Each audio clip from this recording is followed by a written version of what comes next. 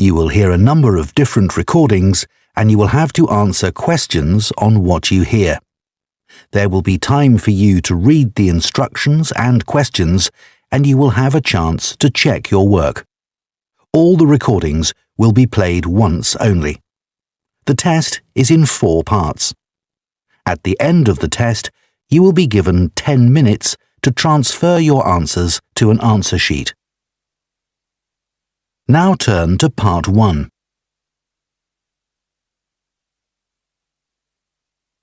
Part 1. You will hear a teaching assistant calling a country park about a school visit. First, you have some time to look at questions 1 to 6.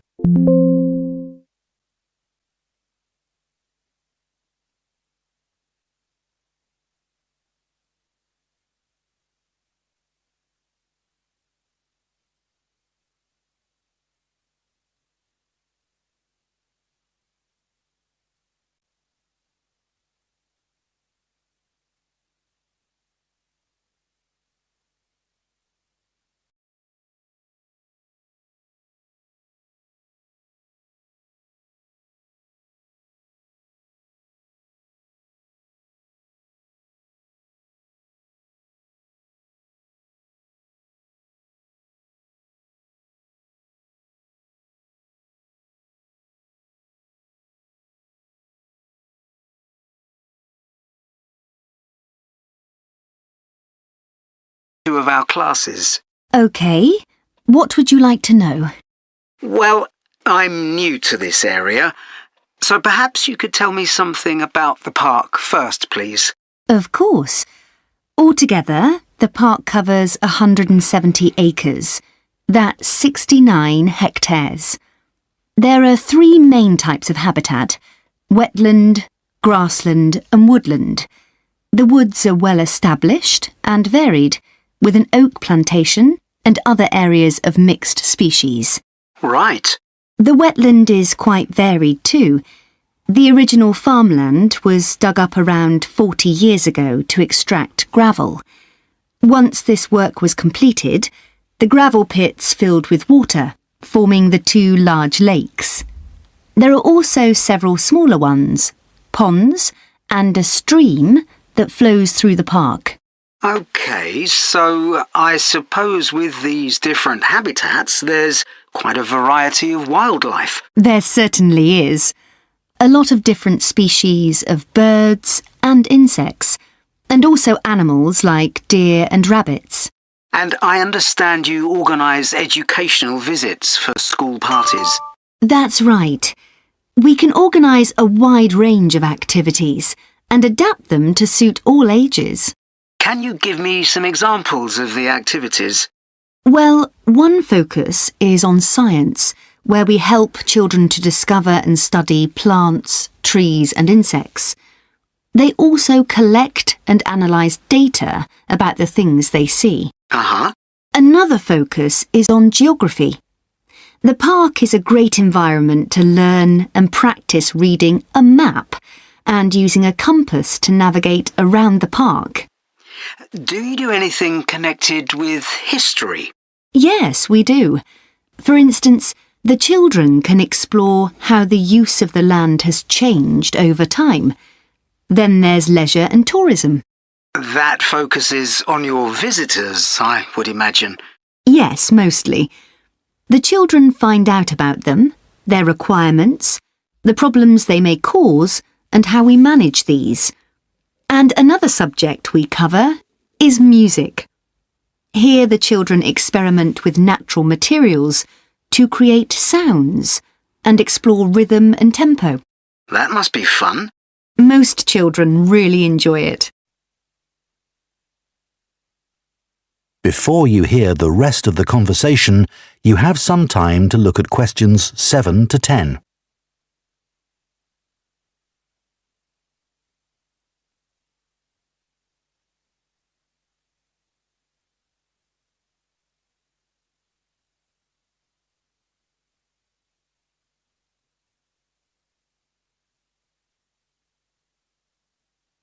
Now listen and answer questions 7 to 10.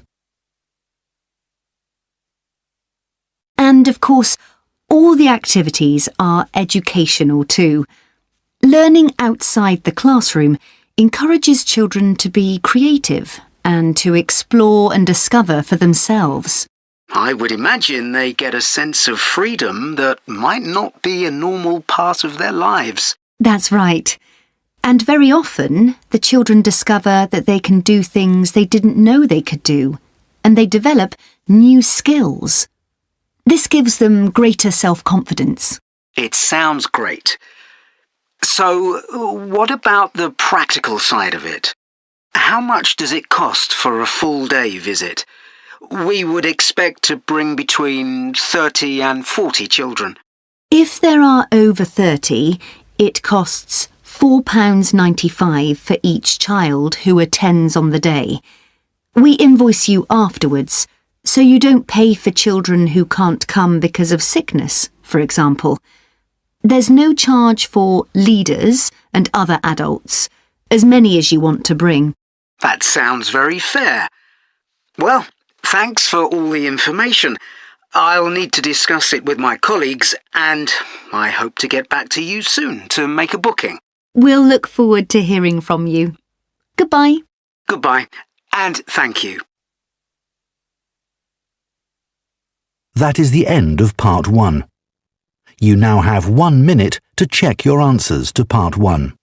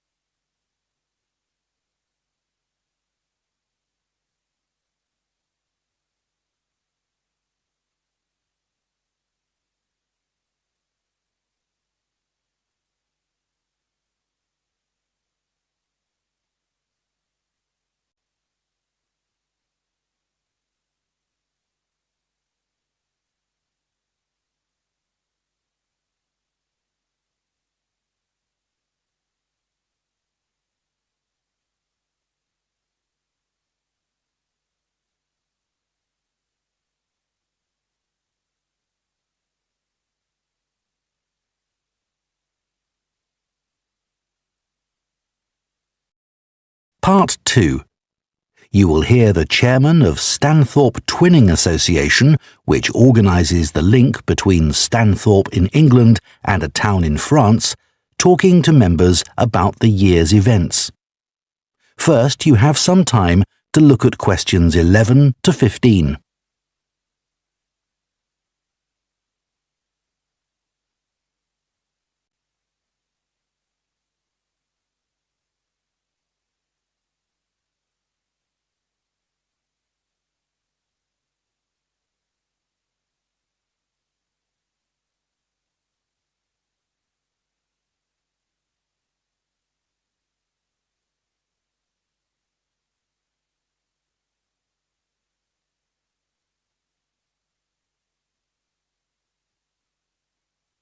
Now listen carefully and answer questions 11 to 15. It's great to see so many members of the Twinning Association here tonight. Since the twinning link between our two towns, Stanthorpe here in England and Malat in France, was established, the relationship between the towns has gone from strength to strength. Last month, 25 members of the association from Stanthorpe spent a weekend in Malat. Our hosts had arranged a great programme. We learned how cheese is produced in the region and had the chance to taste the products. The theme park trip had to be cancelled, but we all had a great time on the final boat trip down the river. That was the real highlight. This is a special year for the association because it's 25 years since we were founded. In Malat, they're planning to mark this by building a footbridge in the municipal park. We've been discussing what to do here, and we've decided to plant a poplar tree in the museum gardens. We considered buying a garden seat to put there, but the authorities weren't happy with that idea. In terms of fundraising to support our activities, we've done very well. Our pancake evening was well attended and made record profits. And everyone enjoyed the demonstration of French cookery, which was nearly as successful. Numbers for our film show were limited because of the venue, so we're looking for somewhere bigger next year. We're looking forward to welcoming our French visitors here next week, and I know that many of you here will be hosting individuals or families. The coach from France will arrive at 5 p.m. on Friday. Don't try to do too much that first evening, as they'll be tired, so have dinner in the house or garden rather than eating out.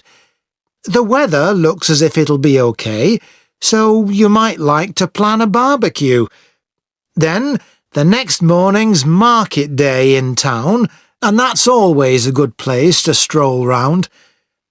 On Saturday evening, we'll all meet up at the football club, where once again we'll have Toby Sharp and his band performing English and Scottish country songs. Toby will already be well known to many of you, as last year he organised our special quiz night and presented the prizes. Before you hear the rest of the talk, you have some time to look at questions 16 to 20.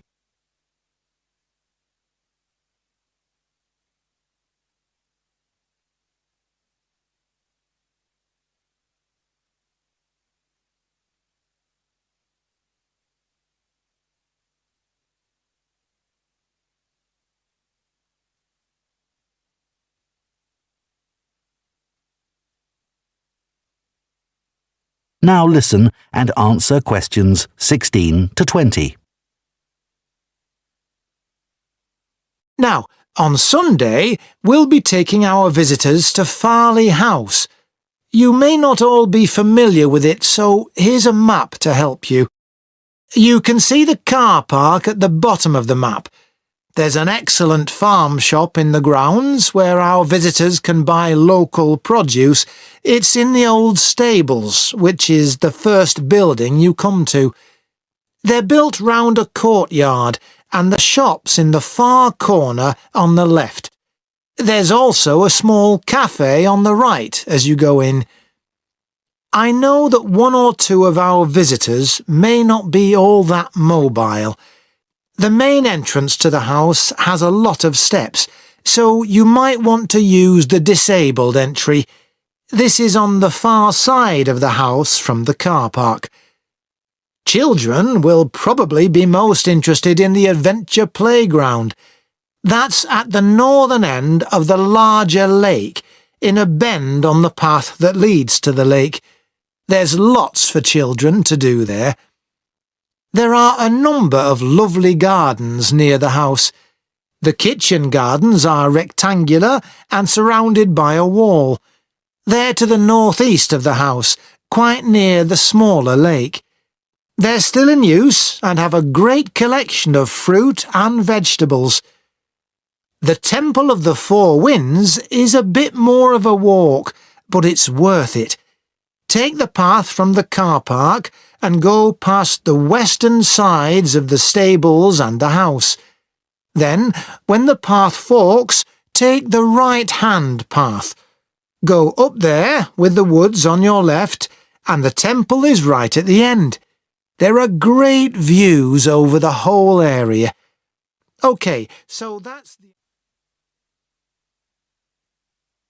That is the end of part 2. You now have 30 seconds to check your answers to part 2.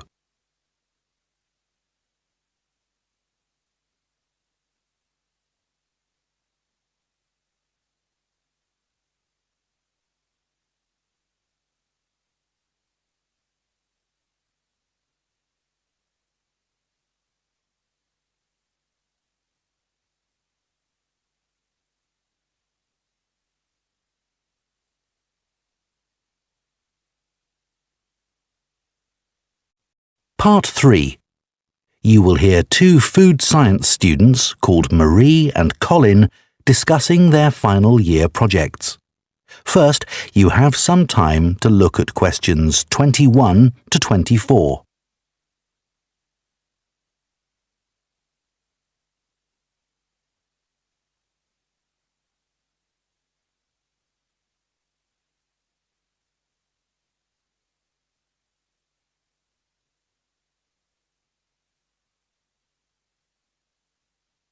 Now listen carefully and answer questions 21 to 24. I haven't seen you for a bit, Marie. No, I've been busy with my project. You're making a vegan alternative to eggs, aren't you? Something that doesn't use animal products. Yes, I'm using chickpeas. I had two main aims when I first started looking for an alternative to eggs, but actually I found chickpeas have got more advantages. Right. But how about your project on reusing waste food? You were looking at bread, weren't you? Yes, it's been hard work, but I've enjoyed it. The basic process was quite straightforward, breaking the stale bread down to a paste, then reforming it. But you were using 3D printing, weren't you, to make the paste into biscuits? Yeah, I'd used that before, but in this project I had time to play around with different patterns for the biscuits and finding how I could add fruit and vegetables to make them a more appetizing colour. And I was really pleased with what I managed to produce. It must have been a great feeling to make something appetizing out of bits of old bread that would have been thrown away otherwise. It was. And I'm hoping that some of the restaurants in town will be interested in the biscuits. I'm going to send them some samples. I came across something on the internet yesterday that might interest you. It was a company that's developed touch-sensitive sensors for food labels. It's a special sort of label on the food package.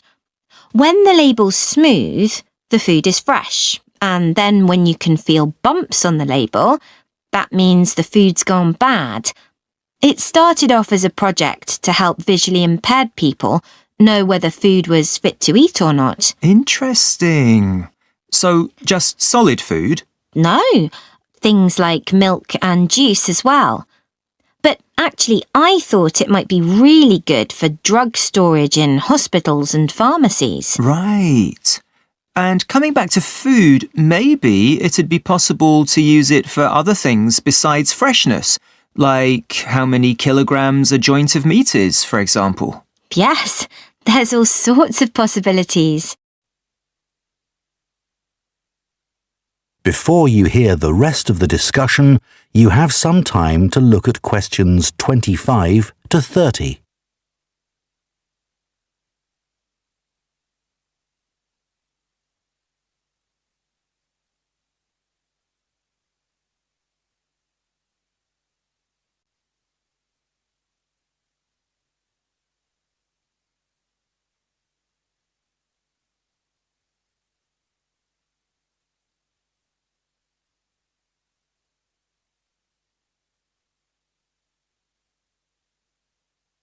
Now listen and answer questions 25 to 30. I was reading an article about food trends predicting how eating habits might change in the next few years. Oh, things like more focus on local products. That seems so obvious, but the shops are still full of imported foods. Yes, they need to be more proactive to address that. And somehow motivate consumers to change, yes.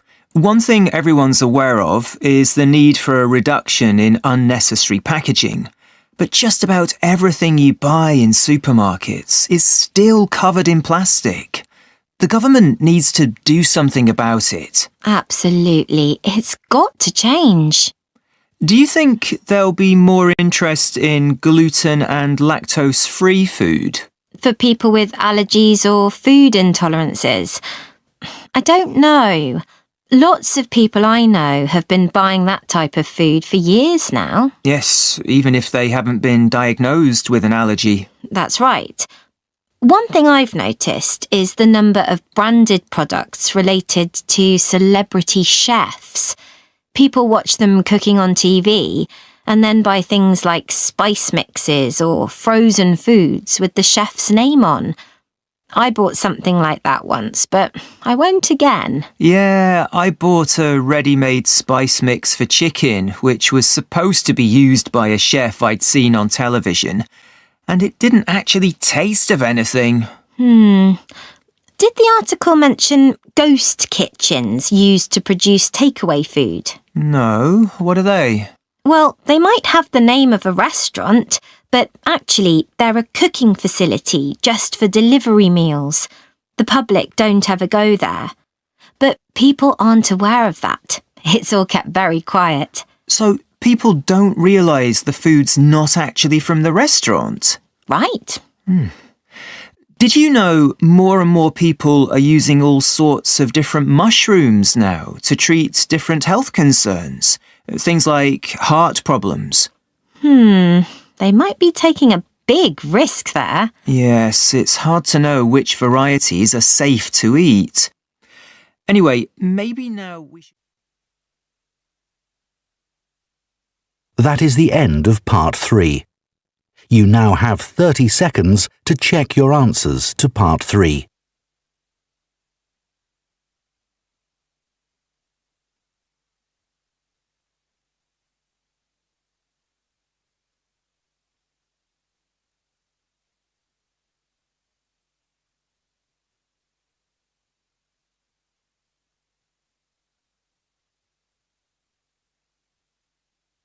Part 4.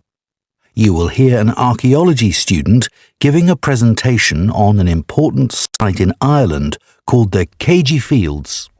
First, you have some time to look at questions 31 to 40.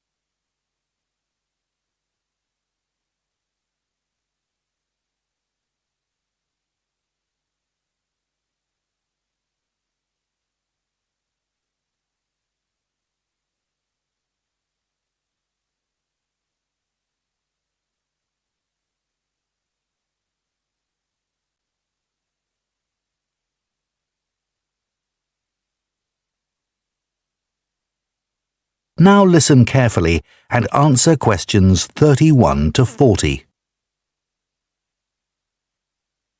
For my presentation today, I'm going to talk about the Cagey Fields in the northwest of Ireland, one of the largest Neolithic sites in the world. I recently visited this site and observed the work that is currently being done by a team of archaeologists there. The site was first discovered in the 1930s by a local teacher, Patrick Caulfield. He noticed that when local people were digging in the bog, they were constantly hitting against what seemed to be rows of stones. He realised that these must be walls, and that they must be thousands of years old for them to predate the bog which subsequently grew over them. He wrote to the National Museum in Dublin to ask them to investigate, but no one took him seriously. It wasn't until 40 years later, when Patrick Caulfield's son, Seamus, who had become an archaeologist by then, began to explore further. He inserted iron probes into the bog to map the formation of the stones, a traditional method which local people had always used for finding fuel buried in the bog for thousands of years. Carbon dating later proved that the site was over 5,000 years old and was the largest Neolithic site in Ireland. thanks to the bog which covers the area, the remains of the settlement at KG Fields, which is over 5,000 years old, are extremely well preserved. A bog is 90% water. Its soil so saturated that when the grasses and heathers that grow on its surface die, they don't fully decay but accumulate in layers. Objects remain so well preserved in these conditions because of the acidity of the peat and the deficiency of oxygen. At least 175 days of rain a year are required for this to happen. This part of Ireland gets an average of 225 days.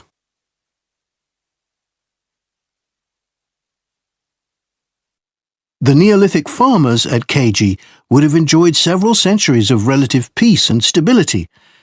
Neolithic farmers generally lived in larger communities than their predecessors, with a number of houses built around a community building. As they lived in permanent settlements, Neolithic farmers were able to build bigger houses. These weren't round, as people often assume, but rectangular, with a small hole in the roof that allowed smoke to escape. This is one of many innovations and indicates that the Neolithic farmers were the first people to cook indoors. Another new technology that Neolithic settlers brought to Ireland was pottery. Fragments of Neolithic pots have been found in KG and elsewhere in Ireland. The pots were used for many things, as well as for storing food. Pots were filled with a small amount of fat, and when this was set alight, they served as lamps. It's thought that the KG fields were mainly used as paddocks for animals to graze in. Evidence from the KG fields suggests that each plot of land was of a suitable size to sustain an extended family. They may have used a system of rotational grazing in order to prevent overgrazing and to allow for plant recovery and regrowth. This must have been a year-round activity, as no structures have been found which would have been used to shelter animals in the winter. However, archaeologists believe that this way of life at KG ceased abruptly. Why was this? Well, several factors may have contributed to the changing circumstances. The soil would have become less productive and led to the abandonment of farming. The crop rotation system was partly responsible for this, as it would have been very intensive and was not sustainable. But there were also climatic pressures too. The farmers at KG would have enjoyed a relatively dry period, but this began to change, and the conditions became wetter as there was a lot more rain. It was these conditions that encouraged the bog to form over the area, which survives today. So now I'd like to show you some. That is the end of Part 4. You now have 1 minute to check your answers to Part 4.